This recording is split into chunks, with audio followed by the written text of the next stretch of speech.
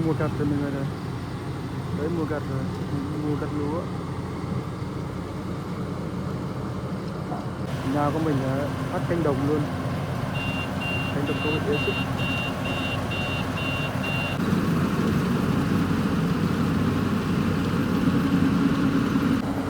Còn nhà kia thì đang phơi lúa, nhà mình cũng đang phơi lúa.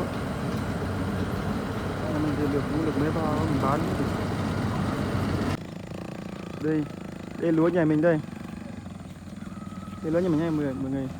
Còn bên kia là lúa của hai anh chị kia, hai anh chị hàng xóm. Đây cánh đồng lúa thế giúp đây. Bên kia cũng đang gặt lúa kìa.